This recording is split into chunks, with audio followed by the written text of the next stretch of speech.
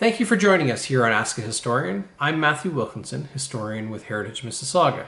And this week we're going to explore some stories around historic cemeteries and churches, and also some ghost stories here in Mississauga, as we look forward of chronicling and exploring and documenting different aspects of our city's history with you each and every week. So please send in your questions and we'll have fun exploring the history of the city of Mississauga together.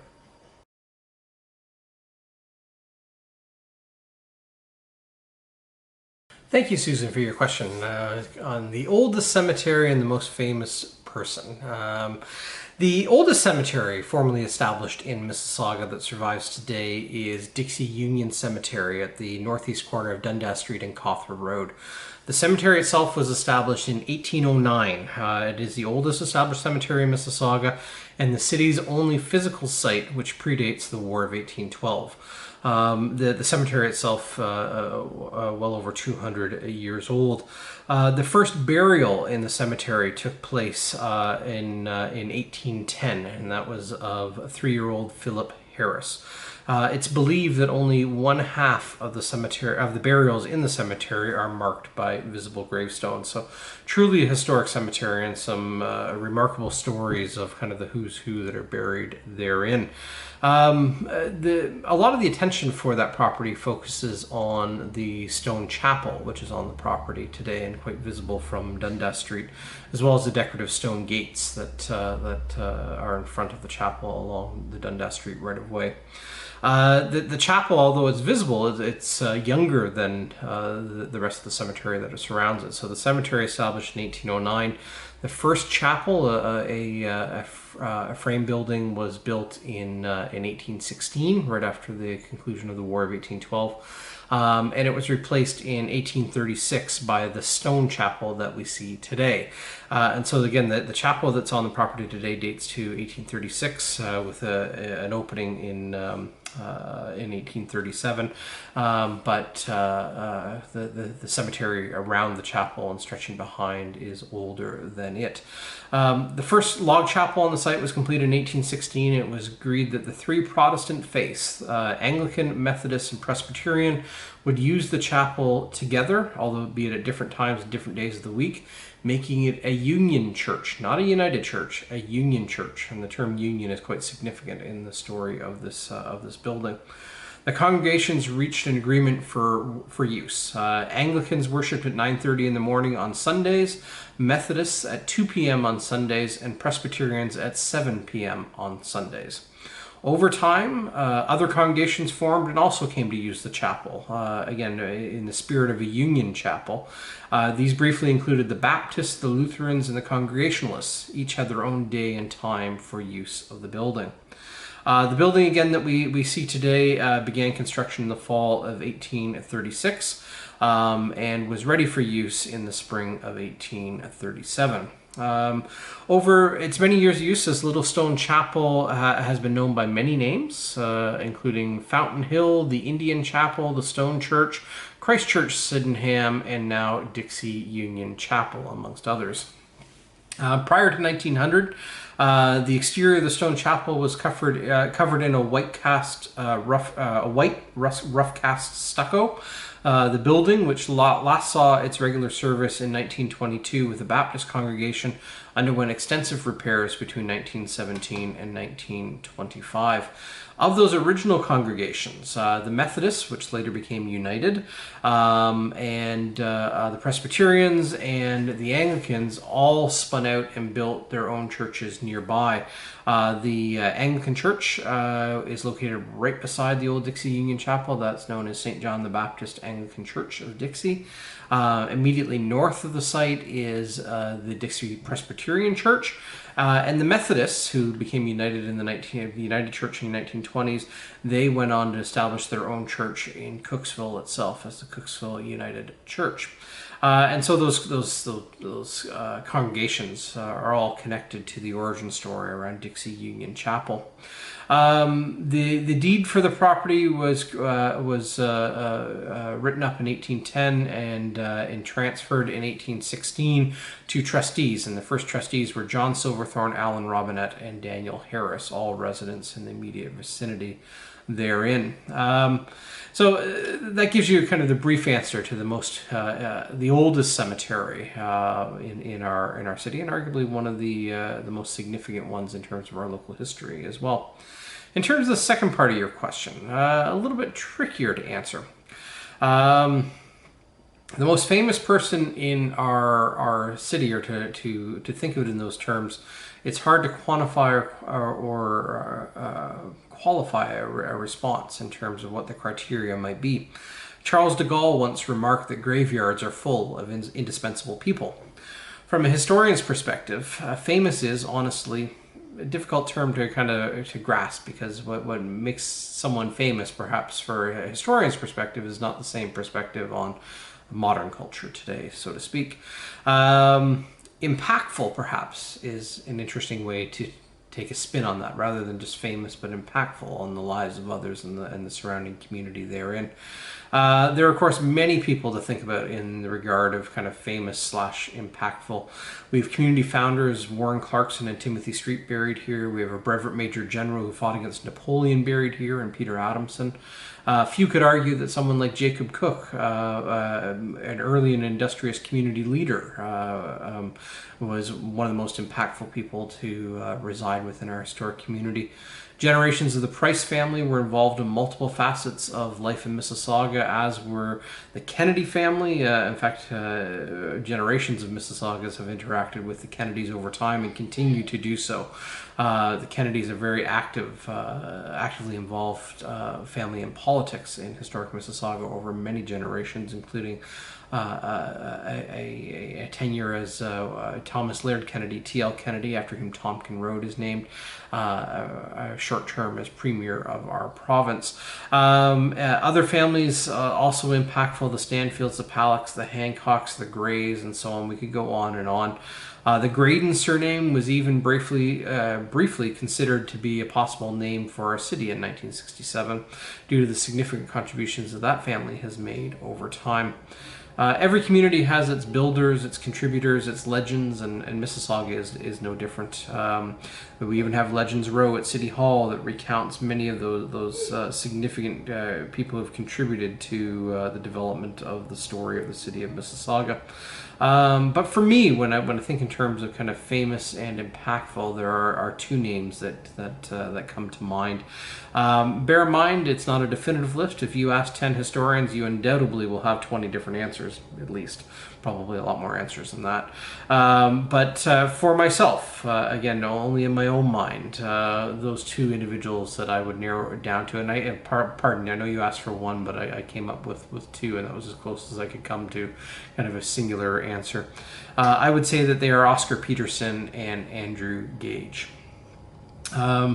Oscar Peterson passed away in 2007, and many of us will know the name Oscar Peterson and kind of the remarkable career that he had as a phenomenal talent as a jazz pianist, an accompanist, a composer, and a world-renowned musician. And we are honored to have been able to call him a resident of Mississauga for much of his life. There is no doubt that he justly earned all the accolades that he received in his professional life, seen as really a treasure to national heritage, and just viewed as not only a great performer, a great pianist, but also a great individual in terms of his personality and the contributions he made to the community around him. He was born in Montreal, seemed to be a gentle giant of a man and a gentle giant of a soul. He called Arundel and Mississauga his home for decades. It's there that he returned to recharge after exhilarating and exhausting world tours. He balanced his work with roles of family man. He indulged in a special hobby. He was a gifted photographer, expressed neighborly generosity, at a time willingness to help others, and he was interested in exploring his own culture and heritage from his personal family as well. He was a longtime member at St. Peter's Anglican Church in Arundel. To quote one individual on Oscar Peterson, he was a class act of finesse, sensitivity, innate musicality, and inherent joyfulness, transcending the physical restrictions that might have daunted a lesser human being. He, amongst his many accolades and connections to service, he was the patron of Heritage Mississauga from 1999 up until his passing in 2007. And there's also a school named after him in Mississauga in honor that came about in 2005. And Oscar himself, he passed away in 2007, and he's buried at St. Peter's Anglican Cemetery in Arundel. And the second part of my answer is an individual who is lesser known. So we go from kind of the famous to perhaps a very quietly impactful individual, and that is Andrew Gage, who passed away way back in 1868, and he's buried at the aforementioned Dixie Union Cemetery. Andrew Gage connects across a time period to many facets of early life in the settlement community of historic Mississauga, right back to the War of 1812 and through the rebellion years of 1837, to see the community begin to evolve and emerge around him by the time he passed in 1868. Andrew Gage was born in 1802 in Stony Creek, and the Gage family had emigrated from the United States to Canada around 1790 as United Empire Loyalists. Andrew's grandmother, Mary, was a Jones by birth, and she was the sister of Surveyor Augustus Jones. Augustus was Reverend Peter Jones, Kekake Kakwanabai, the chief of the Mississaugas.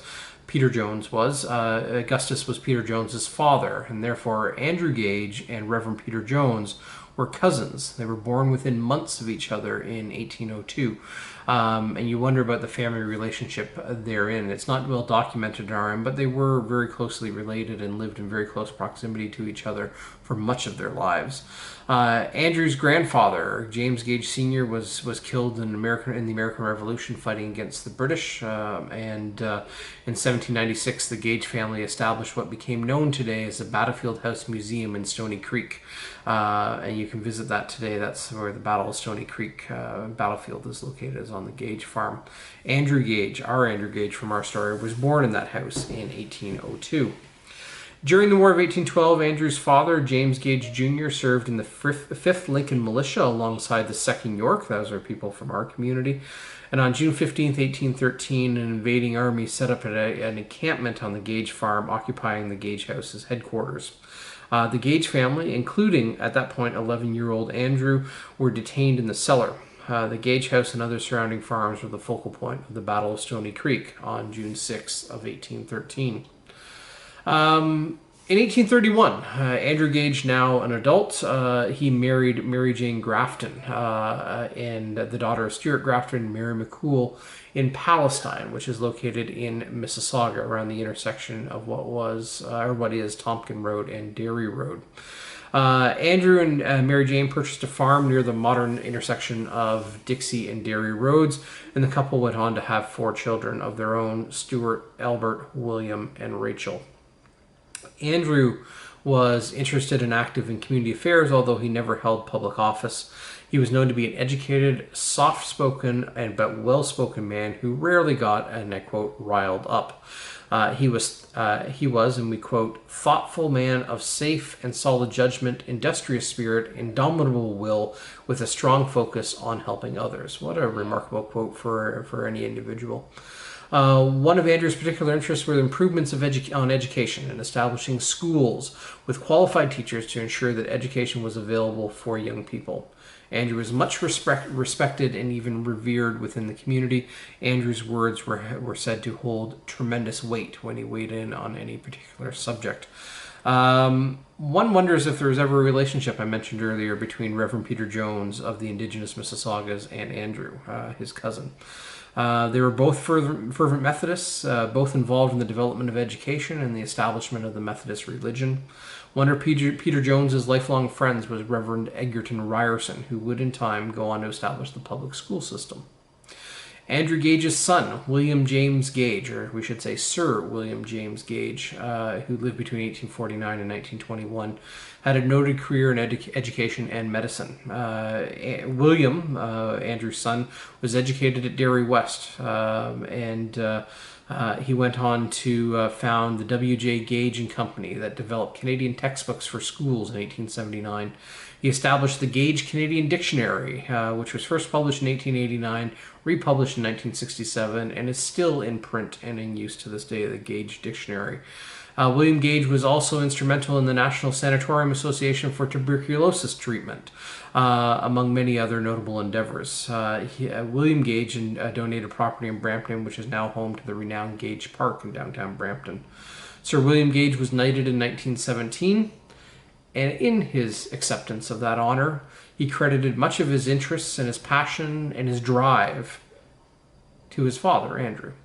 And Andrew is indeed buried here in Mississauga, so a quietly influential man whose son went on to influence even more people around this community in this province. But just two interesting individuals to answer your question on kind of famous and slash impactful people that are buried within Mississauga. And of course, there are many more stories to tell. But thank you very much for the question and for indulging on this historian walking down memory lane. So thank you very much.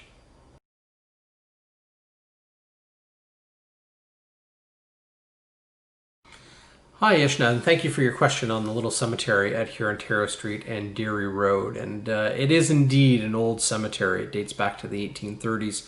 It's known officially as the Derry West Anglican Cemetery, and the cemetery was in active use between the 1830s and its final burial in 1936.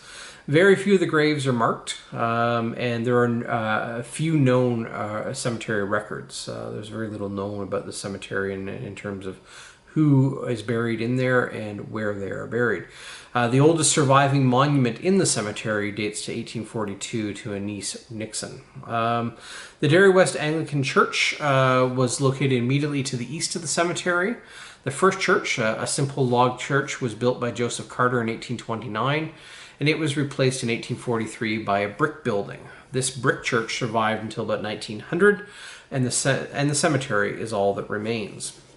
The community of Derry West, which developed around the intersection of what is now Derry Road and here Ontario Street, grew to include taverns, a temperance hall, 2 churches, a school, a shoemaker, a carpenter, a general store and post office, and an armory, amongst many other businesses. Sadly, in 1867, the village was swept by fire and very little was rebuilt. Although the Anglican church and schoolhouse did survive the fire, they did not remain in use for much longer. And of course, the church is gone today. All that remains of the community of Derry West, for the most part, is the old cemetery on the north side of Derry Road, just to the west of here Ontario Street. And again, much is unknown about the cemetery. We have a few of the surviving markers that are there and the story of the cemetery itself, but in active use between the early 1830s and 1936. So yes, indeed, an old cemetery with some old stories to tell, but much that is unknown about it, even to this day. So thank you for the question, and look forward to exploring more with you.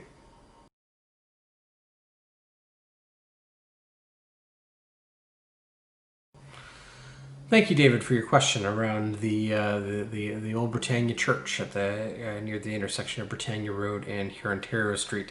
The church itself is indeed a historic church. It was built as the Britannia Wesleyan Methodist Church in 1843 and is among the oldest church buildings to survive in the city of Mississauga.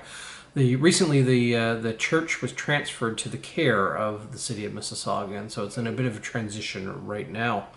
The property itself, to go back in time and tell a little bit of its history, the property was donated by early settler Joseph Gardner in 1830 for a church and a cemetery. There may have already been an early log church or frame church, we're not sure, but on the property, possibly dating to 1821, known as Gardner's Church. In terms of the building you see today, the surviving church, it was built in 1843. It had a number of alterations and renovations over its time period, but largely what we see today dates to the early 1920s in terms of its interior, but the exterior, again, the 1843 church.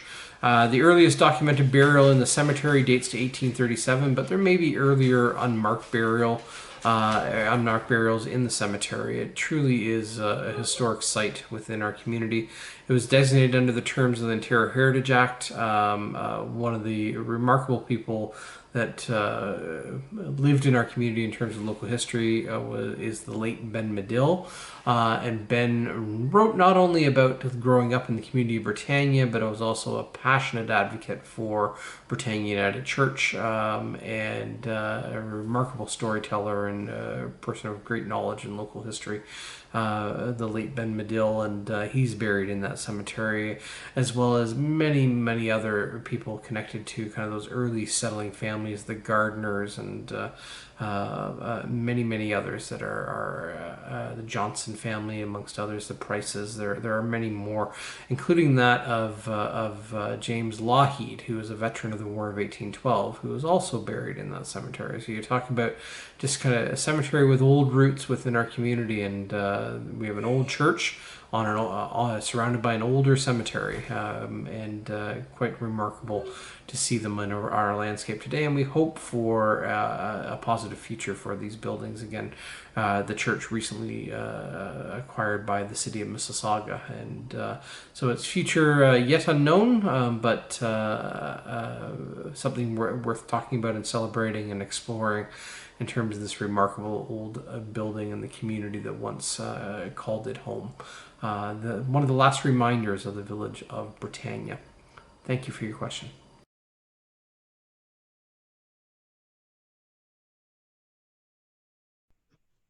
Well, thank you, Sabrine, for your question on haunted sites in Mississauga. And indeed, there are many reported to be haunted throughout our city today, and some of which you can read about in multiple different publications on ghost stories, including the famed Cherry Hill House. But for answering this question, I've brought on someone who has, through engaging the public over many years in Mississauga, has become a little bit of expert on some of the ghost stories around our city. And we're going to look at three of them here today. And joining me again is Richard Collins. He is from Ottawa, but had a long time involvement in the city of Mississauga before Ottawa stole him away. A past president of the Mississauga South Historical Society and a former interpreter at the Museums of Mississauga. So thank you, Richard, for joining me on yet another episode of Ask a Historian. And wandering down, I remember not so long ago when you used to give the haunted Mississauga ghost story presentation dozens of times in October every year, and so it's got to be burned in your memory a little bit. Yeah, these I've got memorized. I've told them so many times, and I'm not a big ghosts fan, but we got some good stories that I consider being more paranormal than ghost stories. That's why I like them. Indeed. And so we talked about, we're going to share three stories today, and they involve sites that you're able to walk around the property in some fashion. There are parks and trails that intersect with these sites, and you can wonder about the stories that we are telling here today. And there's ways in which you can read about those stories as well if you want more information than what we talked about today. The book Haunted Mississauga by the late Terry Boyle was published in 2005. And is a neat collection of 13 ghost stories from around the city of Mississauga. So that's Haunted Mississauga by Terry Boyle. So our first story that we'll touch on today is the Kothra Estate, known, I guess, its official name of Lawton, but everyone knows it as the Kothra Estate today on Cawthra Road. And it indeed has some ghost stories attached to it. And so, Richard, I wonder if you can walk us through some of those fun moments of the other side of history. Yeah, the Kothra Estate's my favorite as far as ghost stories because, again, I'm not a believer in ghosts, and I oftentimes find the ghost stories to be kind of bland and very dull. But this one I really like because it was one person. I got two different stories. One person told me a story that wasn't related to ghosts in any way, and the other one was a ghost story. And I realized by connecting the two stories, again, one who wasn't telling a ghost story, it kind of gave an historical context to what was otherwise a strange story. So the first story came from some of the parks and rec crew at Mississauga that would work at Kothra Estate, and they would do repair work because it's a public building. You can walk around the grounds at your leisure. And when it became a public building, And this is the boring part of the story. Allow me to tell this because it makes the ghost story better. But I love old buildings and how old buildings are repurposed for public use. But what they had to do when it became a public building, they had to put a fire ceiling in to meet the building requirements for a building that the public was allowed to get into. And they realized that the best way to do it, and this is the story that the city staff were telling me, was not to put the fire ceiling in, but rather the easy way would simply be to lay the fire retardant material on the top of the second floor and then put new floors on the second floor. So essentially it raised the second floor by about 6 inches because the fire retardant material was put in there. And that story fascinated me. I'm sure all you people at home are finding that really dull. Why do I care about fire retardant and how they make a public building safe? But that's the first part of the story. The second floor gets raised. Now, forget that for a minute while I tell the other story that a number of staff had told working at Kothra Estate, that they didn't like going into the Kothra Estate at night because it is quite isolated. It's easy to get to. It's just off the QEW, or off of Cawthra, just south of the QEW. But the house itself is quite isolated, and you have to drive a little ways to get into it. And it's quite dark, and staff didn't like it. They would insist that they could turn off the lights at night and set the alarm before they left, and everything was fine. And the lights had to be off in order for the alarm to be set. So they know they turned all the lights off. Then they'd get in their city vehicle or their car to go home at the end of the day. And as they were driving out, they could see that the lights had turned on again. And so a lot of people were kind of creeped out about that. But the story that I was told is that oftentimes when you're upstairs, you would see a ghost-like figure of an older lady that looked like she was wearing a man's suit. It was kind of a grayish suit, but it looked like a woman with long hair, but a gray suit. And so someone told me this story and says that could be Grace. Grace Cawthra was kind of went crazy in her later years. If you don't believe me, just referred to Wasps in the Attic, which was written by Anthony Adamson, which was Grace's nephew, I think. Yeah. But part of the Adamsons and Cawthras were connected. Because the other story I'm going to tell is about the Cawthra, or about the Adamson Estate in a minute. And when her husband died, she took all of his clothes, his suits, and refit them, cut them up to make them into dresses. So she would wear her husband's old suits as dresses. So I thought, since they didn't know the history of the family in the house, the fact that someone would tell that story, that does connect with something quirky that that Anthony talked about his aunt. That seemed kind of weird to me. So you see this ghost up here and walking around in a men's suit. But the other thing that was weird is it said, for some reason, it looked like all you could see was from her ankles and above. You couldn't see her feet. So it wasn't like she was walking on the floor. She was kind of floating. And I heard this story and thought, yeah, big deal. I hear these kind of ghost stories all the time. Don't impress me. Then I got thinking about it that night. One person's telling me a story about how Grace is walking along on the second floor, but you can't see her ankles and her feet. You can only see from her ankles above. Someone else told me a story about years later how they artificially raised the second floor on the house to put in the fire retardant material. And the two stories started to connect. What the people upstairs were seeing is not only Grace Cawthra as a ghost walking along the second floor, but she's walking along the ghost floor that isn't there anymore. The original floor underneath the fire. The original floor. And so just the fact that two people that I don't think knew both sides of the story, both told different stories that corroborate each other. I find that interesting as someone who doesn't believe a lot in ghosts, but like it when these weird things like that kind of connect together in an odd sort of way. That is fascinating, and we do know from local history that that Grace was a great believer in history and family heritage. Oh yeah. She traced her family roots back. She was a proud bearer of the Cawthra name, to the point where when she got married in 1926 to Colonel Henry Elliott, he took her name rather than her abandon the Cawthra name. Yeah, he insisted that. which actually made the newspaper coverage in the Toronto Star at the time. It was kind of this unknown entity. But a great believer in kind of history and spiritualism. There's some reports on kind of communicating or trying to communicate with her late husband after he passed away.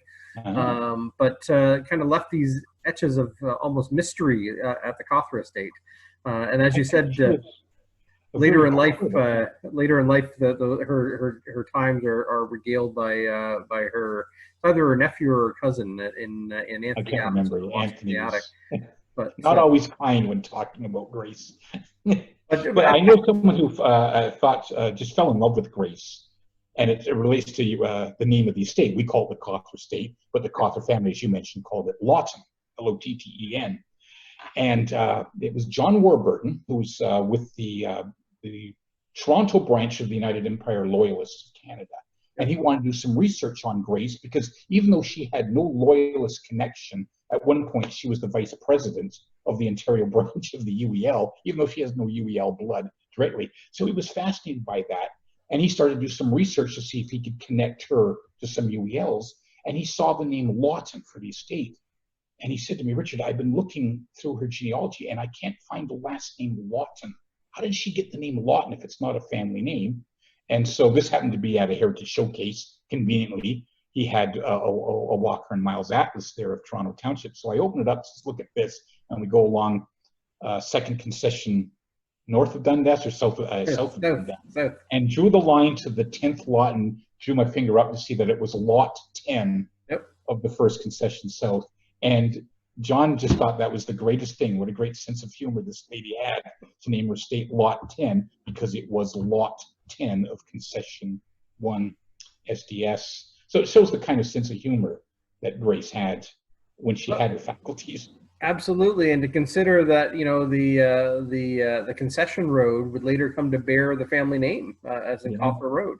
It tells you kind of the spirit of this family, and indeed the spirit of Grace, and as an individual celebrating the history of her family, and by extension the community around her. And as many as detractors she had, she was a passionate believer in history and her own family. And so I guess the ghost, but the house itself remains a connection to that legacy. I really like that. I like the house itself and the neighborhood. It's just nice parkland around there. Yeah. And I'm glad to see that it's a building that's been saved and protected. And it's not well known, even though you can see it, but it's easy enough to get to. So I recommend anyone who's just looking for a nice place to walk around. The Cawthra woodlot is still there. That was all their property. Grace refused to sell all that land for development. And so now we have that huge park in that area of Cawthra that's there because Grace didn't sell the land. Absolutely. So that's our first story. We're going to do 3 stories here, and our second one is on the Adamson Estate. Cousins of and connected to the aforementioned Cawthras, but located the Adamson Estate on Enola Drive, south of Lakeshore Road, just on the border of Port Credit and Lakeview, and it has some interesting stories unto itself. And I wonder if you want to wander us down that path, if you will. There are lots of stories about the Adamson Estate, but I'll stick with one that I've always enjoyed, partly because there is a pet cemetery there, possibly Mississauga's most forgotten cemetery, but it's there. There's a cemetery. And again, the Adamson Estate is another great public property that you can get to quite easily because it's only a few hundred feet south of Lakeshore Road, on Lake Ontario. Beautiful estate. And the Cawthras and the Adamsons are related because Mabel Cawthra, which again would have been Grace's aunt, I guess, married Agar Adamson, who was originally from here in Ottawa, but they retired to Mississauga at the end of the First World War, and they built that lovely house that still stands. And there is one room really nicely restored inside, marble floors, marble fireplace, and it is known to be Agar's study for a while. But years later, when the Royal Conservatory of Music was renting out the property, and it was really nice to walk around, you could hear people, students practicing. And there's one person that I had met there, had come to the Bradley Museum for a visit, and said, I remember when I used to take my lessons with the Royal Conservatory of Music at the Adamson Estate, and I remember a test I had to do one day. She played the cello, and she was doing her examination at the conservatory. So she was quite nervous because this was the big thing where she was being examined.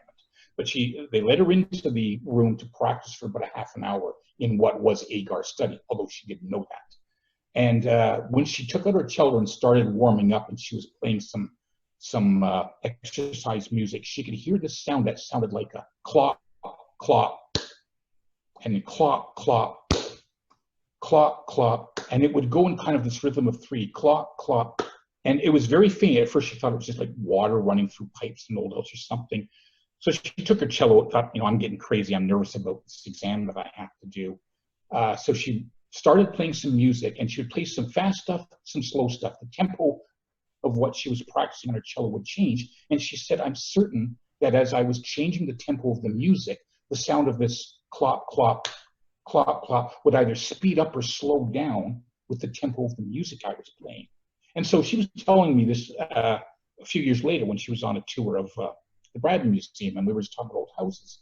And it says, I think I might have a solution as to what this could have been, even though I don't believe in ghosts, but another neat connection between what someone heard and what we do know from Agar's letters. What he would like to do in the evening was play with his greyhound Zephyr. And what he would do with Zephyr is, in his study, he would throw a tennis ball against the wall.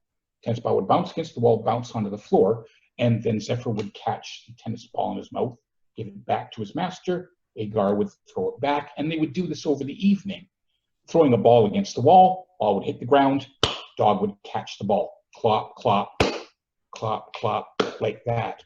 And I said, does it sound like it might have been something bouncing against the wall and maybe a dog catching it? She said, yeah, that's kind of like what it sounded like. It sounded like, because it was a constant repetition of the sound. And since we do know that she studied in the study, and Agar's letters that Anthony Adamson had confirmed that's what he did with Zephyr in the evening. And sure enough, Zephyr is one of the dogs that's buried in the cemetery on the Adamson Estate. So again, yeah, not a big believer in ghosts, but I found it really odd that someone who wouldn't, I don't think, would have known about the story of Agar and Zephyr, yet telling a story that seems to match so perfectly with what one of the letters confirms that Agar and Zephyr did in the evening together.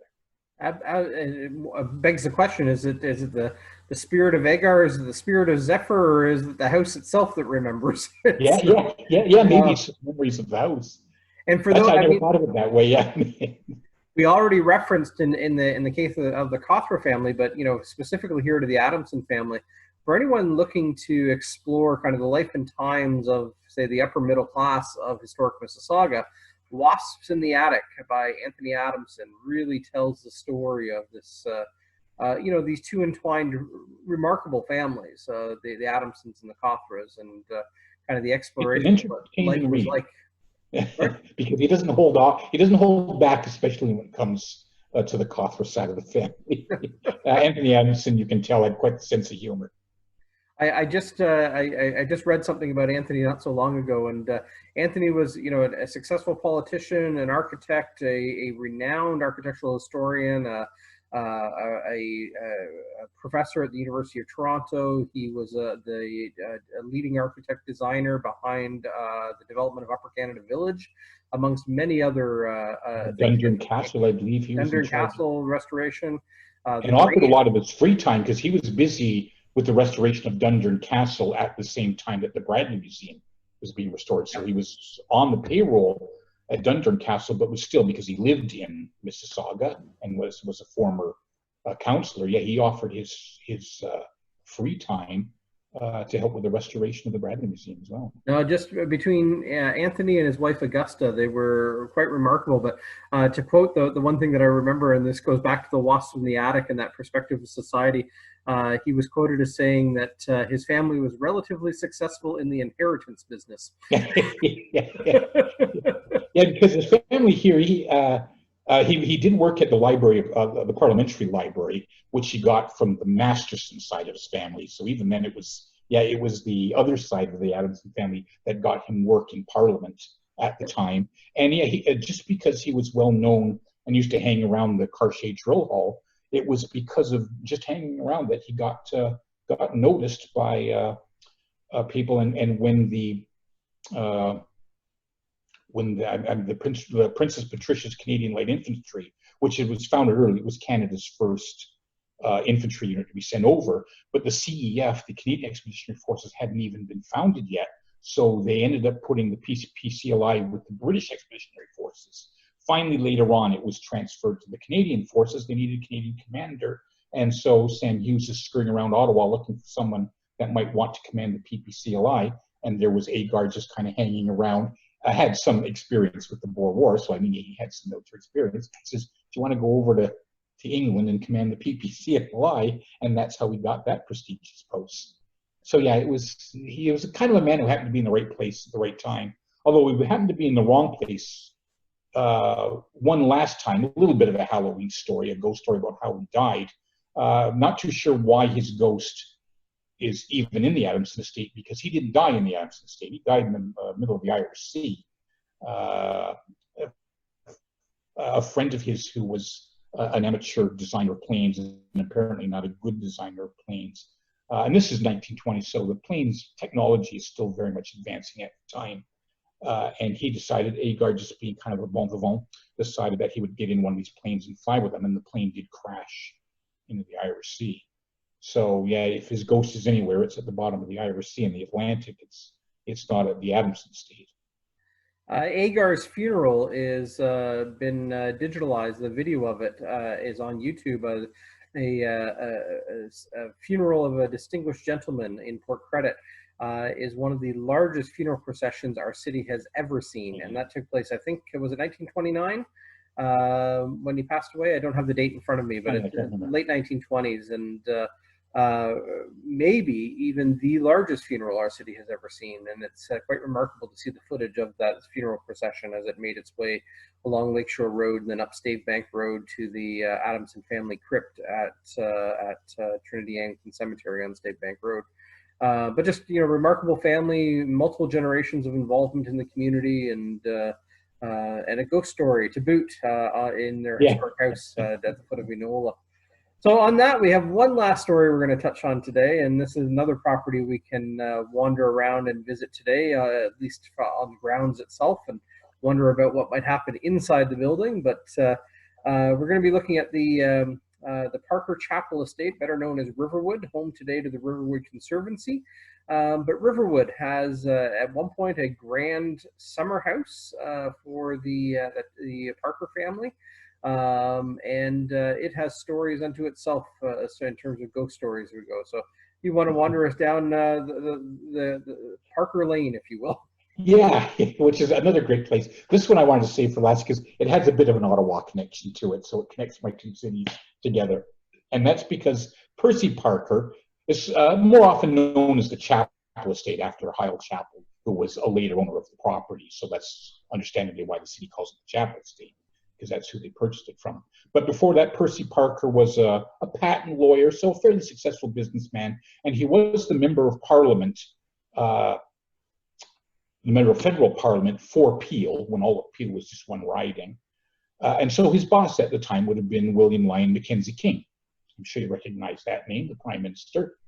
And we do know that King was a guest at Riverwood because in Heritage Mississauga's collection of photographs, that's where I first saw it, is a photograph of King and Percy Parker standing in front of Riverwood. So we do know that the Prime Minister was a guest there and that they knew each other, at least well enough that he would come by for a visit.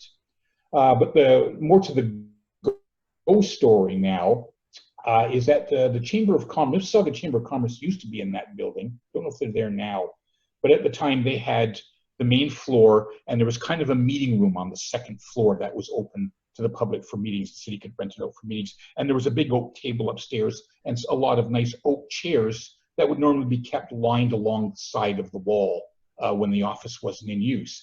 And the ladies that were downstairs from the Chamber of Commerce were certain that they could hear the shuffling sounds. There was certain someone was upstairs moving the chairs around, but they knew there was no one upstairs. So they would go up the stairs, this big lovely room that is on the second floor, and they would still see the chairs lined along the wall, even though they were certain they could hear them being moved. So they thought they're going nuts. They would go back downstairs, get back to work. Sure enough, sounds like all the chairs are being moved from the side of the wall and being brought into the center around this table.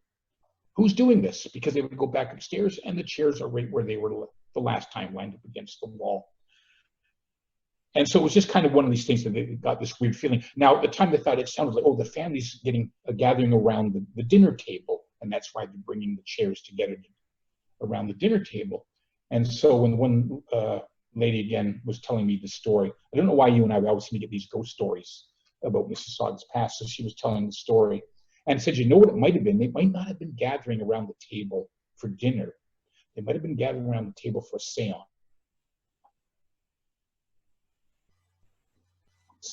And so she said, well, what made you think it would be a seance?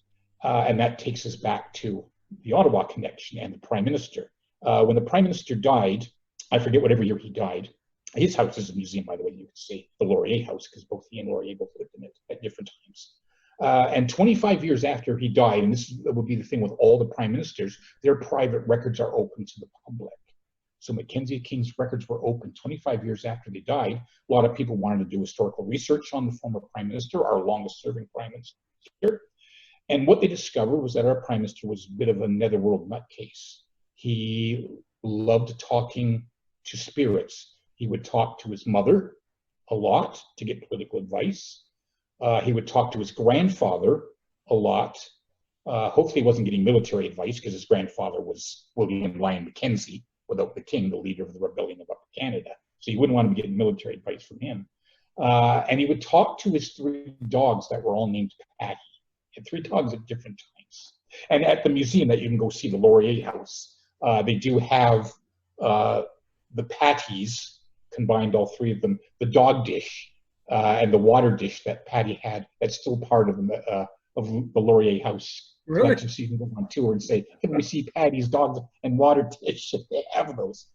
But yeah, he loved to hold seances and to talk to the dead. He was really quite fascinated with it. And so I just suggested to the staff there, does it sound like maybe the chairs are being gathered together? Because often with seances, you gather together and everyone holds hands around the table. And by holding hands, I don't know what that does. I'm sure it doesn't do anything except create an air of atmosphere. And it's possible that maybe a seance was held there. Maybe Percy Parker says, hey, boss, since you like this kind of stuff, do you want to hold a seance? I don't know if that happened or not, but maybe the medium that was there never closed off, didn't shut down the seance properly, and there's still a ghost there holding a seance. Who knows, maybe the Prime Minister and Percy are still up there to this day. So yeah, that's another one again where I just find it interesting, because I don't buy seances, don't believe in ghosts, but I do find that the story that's being told does have an authentic historical connection that can be justified through archival photographs. Yeah, the Prime Minister was there. The Prime Minister liked seances. Those are the fascinating ones, where you have the story that actually connects in some way to the known history of a property. They don't come out of left field necessarily. And so, I mean, you can, for anyone looking to explore those aspects of our history, the other side, as I call it, there are many, many stories within our community. We've just touched on 3 of them. I did talk about the book by the late Terry Boyle, Haunted Mississauga. It's a good way to explore ghost stories in Mississauga.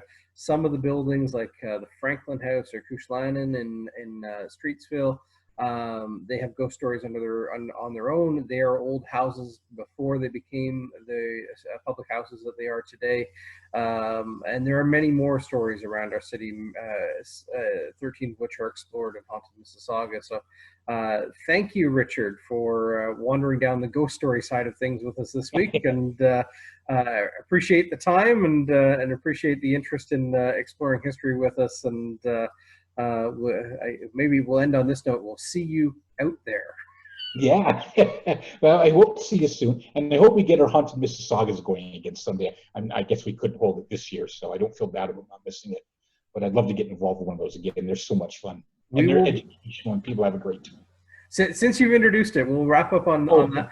Haunted Mississauga as the annual event. This would have been its 19th year. Unfortunately, COVID has determined that we cannot gather for this annual event. And so for the first time in its history, the event will not run this year, but we look forward to bringing it back next year and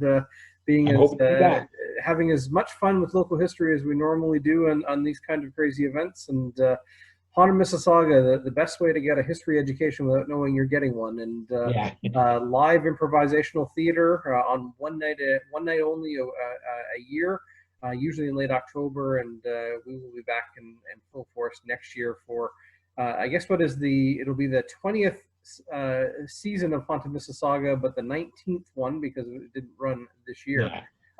But we look forward to sharing those stories of our local past with you. And Richard, you've been an anchor to that program for many, many years. I had so much fun. So hopefully we'll have you back. We'll have you back in the fold in the future on this one. But again, thank you, and wish you well in Ottawa. Thank you.